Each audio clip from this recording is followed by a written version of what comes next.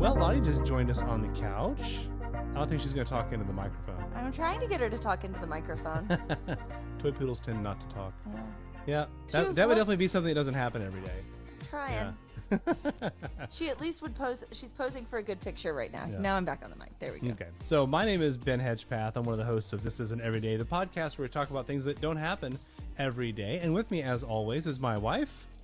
And co-host. And co-host. We're the two hosts here Yes. together. I'm Elizabeth.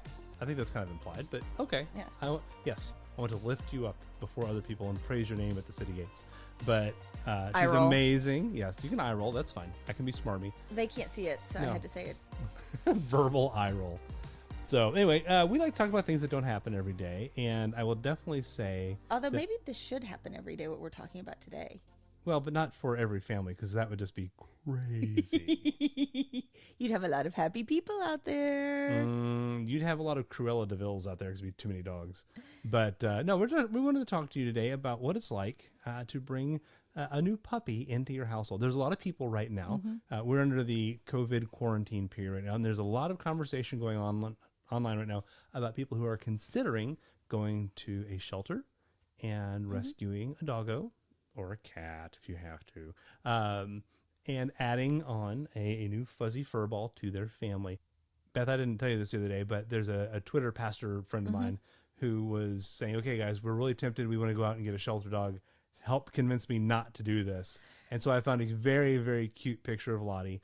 And I think she was napping at the time in the photo. And I said, hey, this is, here's an example. Dogs are the worst. And he came back and said, you are not helping my cause. Well, see, I normally, like, if somebody posts something like that, I just say, I can't. I'd be lying. Yeah. You know? Yeah. It's like, I have to share that they're wonderful. But we've lived most of our life together without a dog. No, we had chickens. We even had hedgehogs. Technically, we had chickens longer than we've had a dog. Right. We had So chickens far in our for life. and chickens are hilarious. Once we get moved, I am 100% down for looking at getting chickens again. Yeah. But we've had hedgehogs. We had fish together. Yes, we had fish. We had an aquarium. Yeah. The entire time we lived at our last house. Yeah, oh yeah, in the kitchen. Wow. To all of our dead fish. 10 years of fish. To all of our dead fish, I salute you. No, I forgot about the fish. It's like, I know there's something else in there. We haven't had snakes or birds or anything else unusual. Hedgehogs are as weird as we got. But I always, the kids say, can we get a dog? My answer was always no, because I didn't want to be tied down by, well, if you want to go away for the weekend, now you get somebody to watch the dog, or you got to even, the worst prospect is you have to pay for kennelling for the dog, and that sort of thing. And it was like, no, it's too much responsibility. They tie us down. I don't want to do that. But when we moved out west and we left everything else behind, we bribed our children with a puppy. Yeah, we got a puppy the day before we left. Yep. Like literally the day before. A teensy weensy fuzzball, dark black. Yeah, Little she was toy a Yorkie poodle, poo. Yorkie combo named Gidgey. Named her Gidget. She was a sweet little dog. Sadly, she's no longer with us. That's right. She had an appointment with a car. She got out one day and literally bolted out the door. The kids weren't paying attention. And Yorkies are bolters. And she just ran out the door before somebody could grab her, and she was gone. Yep. And it was a horrible day. But we found out later. But we found out that our little Lottie was born just like 2 or 3 days before that happened. Right. Like Lottie was already here. We didn't even know it yet. So we contacted the breeder. It's the same. Both dogs came from the same place. Right. Just outside of Louisville, Kentucky. Great breeder. Call your family breeders. I would totally shout them out. Seriously, you can check them out online. Yeah. They super responsible. They don't overbreed their dogs. We've been to the facility. It's crazy clean. It's super nice. Yeah. Not a lot of litters at once. It's very small. Right. Not a puppy mill. Intentionally. Yeah. And we went that route because small dogs are hard to find at shelters. Yes, they go away the moment they come in the door. And we were going to be moving into an apartment and knew that we needed a small dog. We needed a dog that would work better with our allergies. And so being a little more particular with that. So we got Gidgey, and then when all that happened, contacted them, and they had just had the litter of toy poodles. And so I basically have the same dog I grew up with, just a silver toy poodle. Which means she's gray. Yeah. Lottie. My one growing up was named Bridget. Yep. But it's funny how much they act alike. But Lottie is very much a little pack animal. No, she's the definition of a lap dog. Yes, she wants to be in your lap. My dog growing up never wanted to actually. She would sit with us in a chair, but would not sit on you. Right. Lottie wants to be on your lap. She wants to be held. She wants to be She hears with you talking about it right now. Hi, puppy. And loyal as the day is long. I mean, yeah. she is so. Just if you meet her, she'll she love is you your instantly. friend immediately, Yep. and you are part of her pack. Yeah. And she will be upset when you leave. If you walk out the door, if you walk into the kitchen to get a drink, What's going on? What are you doing? Why did you leave? Yeah. Yeah, FOMO puppy. Yeah. And I love that about her. I love that she's so pack-minded and just so like everybody's together, super friendly. If we ever encounter anyone who she doesn't like, that'll be a major flag. I will seriously wonder what's up because When she sits, so we've got a chair by our front window. She likes to sit in the chair and kind of put her head over the back and look out the front window. And if people walk by, she'll grumble and bark at them, but it's not because she's angry they're there. Mm-hmm. She's kind of saying, you should be in here with me. You need to come see me. You need to come pet me. And she wants that attention. Not in a needy kind of way, but she loves everybody. She is playing on the carpet now. Yeah, just kind of rolling around by herself, just having a good time. She's a funny little puppy. But let's talk about what it's like to get a dog. Yeah, so with her, she had a big adventure in that she flew on a plane to come out here. Yeah. So she flew the plane? At 8 weeks old, she flew out here in a kennel. And boy, were her arms tired. Yeah. Another eye roll. And so then we went and picked her up and brought her home. Now, what was great is we didn't tell the kids. No. They had no idea. They just thought we were running out for an errand. Yep. And we come back with a puppy. Yep. And they knew we were going to get another one because we've been talking about it. Yeah, but they didn't. But it was kind of like you're not going to get. It's Star Trek later. humor. Then we got her. Feel free. Brought her home. And then you have the fun of, and this is your little bit to say why you may not want a dog, is now you're suddenly in the housebreaking and puppies chewing everything stage. Yeah. Yep. And you just basically get in that. Now, what was crazy is Lottie I'm going to read it right. being right at that 8 weeks. No. Her teeth were you don't coming need in. to. Right. It's not going When we got her. And she didn't, her nails weren't super long yet, so she was silent.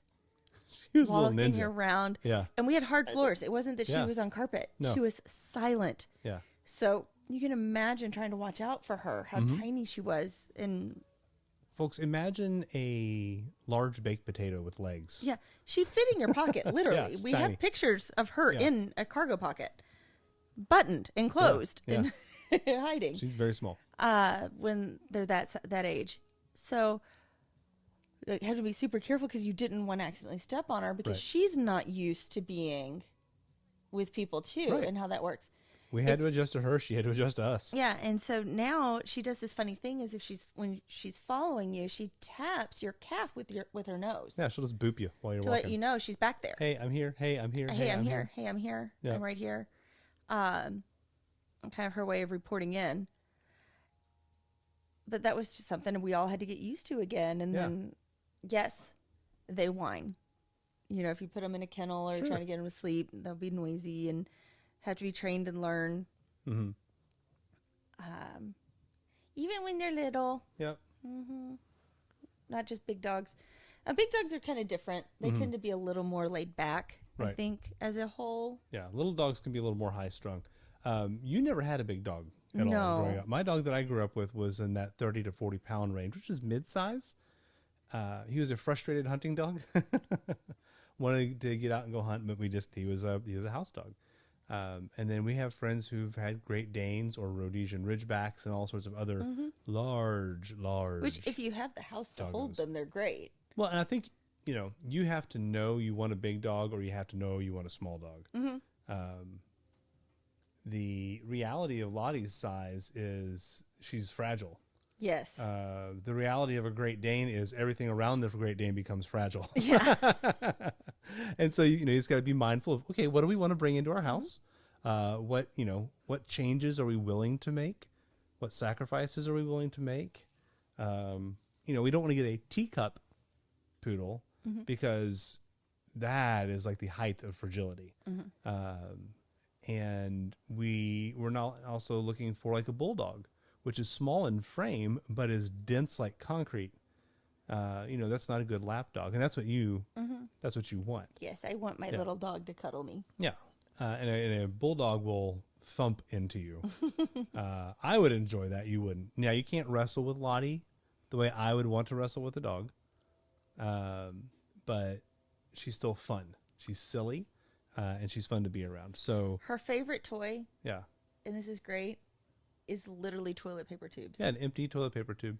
We call it her mail because she smashes it flat, and she trouts around with it, and she's super happy. And she's really funny because she will throw her toys for herself. Yeah, to go get. Yeah. And you can tell she's super proud of having caught that toy at that moment. But even going back to puppies, right? Puppies learn to play. Yeah. It's fun to watch them learn because they don't come naturally knowing how they're going to play necessarily. No. They figure that out. Where we got Lottie from, they post videos of the dogs. Yeah. As they're playing, and it's fun to watch them because they don't know what to do with these things. Mm-hmm. Right. And they kind of acknowledge that there are things in the pen with them, and they're like, "Oh, there's that," but I'm not actually going to do anything with it. So let's try and offer some helpful advice here for people. If you had to say, let's just 3 is a good number. If somebody's wanting to bring a puppy in for the first time, what are 3 things they should consider? Well, I guess you could say the size. Okay. Obviously, how big is this dog going to get? Obviously, they're not going to say puppy size. Right. Temperament. Okay. What's going to work best for your family? Yeah, because, breeds as a whole tend to have certain temperaments. Yeah. Now, that doesn't mean each dog's not going to be a little different. No, they're all going to be a little bit different. Right. And the family that they're brought up in can adjust that somewhat. But there are basic temperaments. Nature, nurture stuff, yeah. Some are better with kids. Some are better with, you better to Something choose the breeds that tend to have a better track record. Like when 101 Dalmatians came out, people wanted to buy Dalmatians for their kids because they thought it'd be great, but Dalmatians are terrible with children. This is our background video for this You look episode. at a boxer, and you wouldn't think that they would be amazing with children. The boxers I've known have been great with They've kids. all been amazing with children. And also, I would look at health record. Okay. Like for that breed. Okay. Like knowing, this breed tends to have this issue. This breed tends to have that issue. Right. No. To where mixed breeds may be you don't need to. the best it's choice not gonna, right. for you as well, so that you kind of avoid some of those pitfalls of purebreds. For example, Lottie being a toy poodle, her bones, she's very small frame-wise, and so her bones are small. And we've had to deal with broken legs with her. We're not going to get into the stories. And there was no abuse or anything. Nothing bad happened. But it was bad because her legs broke. But she's fragile. And so now she's got metal braces, in her front leg bones. Yeah, she's had surgery twice. Yeah, surgery twice. Yeah, it's not cheap. Hey, if you've got the means to get pet insurance, get it. Probably want to do that because it's like a kid, but if your kid didn't have health insurance, and it becomes very expensive. But no, those are all good things. So considering size, temperament, and health issues. Yeah. So walk through those and kind of figure out what's going to work best for your family. For me, with temperament, think about pack dynamics because you are bringing a pack animal into your home. Some dogs are a little more solitary by nature with their temperament. Others are not and will want your attention all the time. So you may not be prepared for that. Yeah, Lottie, pack. Yeah. Well, and if you want a cuddly dog, but you want one that's bigger and you wind up getting a dog that's not all about the pack, you may have a dog that you thought was going to be your cuddle buddy that winds up doesn't care at all. They don't want to be held. And, that could be disappointing. We've had a couple of friends who got dogs they thought would be cool and wound up shredding their house because, again, it was part of the dog's temperament. That's part of what they do. And it becomes a lot of problems. We had a friend named John whose dogs... John had to work long hours. He had 2 dogs to be friends with each other, but the dogs literally dug holes through the floorboards in his house. Yeah, trying to get outside. He wasn't home. Master was missing, and it can be hard. So, yeah, keep those things in mind. when you want to bring in any kind of animal into your house, but a dog in particular. The good thing is a dog's memory span is super short. They have no concept of time. It's short and long at the same time. Yeah. Like, it's kind of weird the way their brains work, but they have no concept of time. Right. So that's helpful with it for the most part. That means if you leave to go to the mailbox and you leave them in the house and you come back, they are going to be ecstatic because you were gone for 5 minutes, you know, or if you go for a quick walk and you come back without it, and then, oh, you came home. Or and for them, it's the exact same thing if you're at work for 8 hours. They just don't get it. It doesn't click for them. But it's an adjustment to make, and being mindful of where you live too. Mm-hmm. If you live in an apartment building that allows dogs, you know, is this type of dog going to howl when I'm not home? Gosh, yes. Because we've had to deal with howling beagles. Yeah. And stuff before too. That get left and they just cry scream the all night whole long. time. Yeah. Yeah. So just being mindful of the dog's sake, for the dog's sake, for your family's sake, for your neighbor's sake. Mm-hmm. But should people get a dog? I would say yes. Yeah, we're gonna say yeah. Of course we are. We're very biased. And if you can swing getting a rescue dog, please get the rescue dog. Yeah. Go Shelter, save a dog's whatever, life. Yeah. Because we have a family that kept Lottie while we were gone on a trip. Yep. And they ended up going and getting a shelter dog almost immediately after. And Mike was like me. And it said no dog, no dog, no dog. Then they kept her and they're like, oh, this was nice. Oh, this was good. And so they went and they rescued Teddy, who is a poodle mix, which is very difficult. He's sometimes. A Maltese poodle mix. Yeah, he's got something else in there too. But real sweet dog. He came over and got to meet Lottie right before the quarantine stuff is. Like, we were just getting ready to introduce them together and starting letting them hang out, and then all this hit, and we're moving now. So. Well, and Teddy was one of those dogs, just for the sake of, if you ever go into a shelter and you see a dog like that dog looks rough.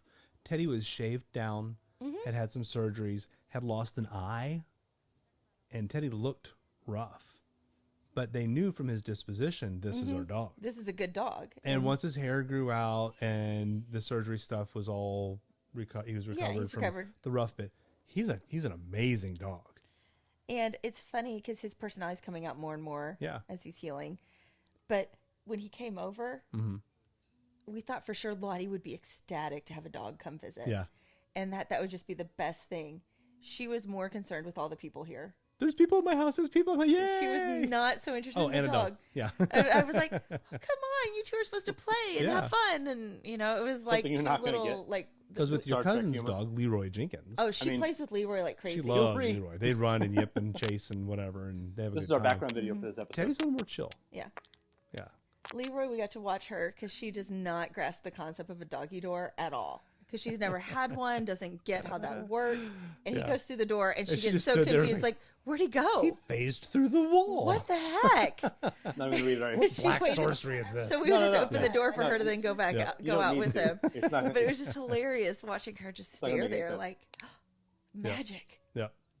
But dogs are a lot of fun. They're therapeutic. They do a lot of good for your heart. It's scientifically proven, right, that petting on a dog has is it just emotional or is it physiological benefits? It's both. It's both. It's just good. Rubbing a dog belly is literally just good for you. Oddly enough, doing it to a cat, not the same. We are heavily biased toward dogs though. But if you're considering getting a dog, our recommendation is yes, go rescue a dog or get one from a responsible, checked out breeder. Yeah, not a puppy mill. Not a puppy mill. But they're definitely worth adding into your family. But it's obviously something that doesn't happen every day. Or you'd have a lot of dogs. We'll catch you guys for the next one.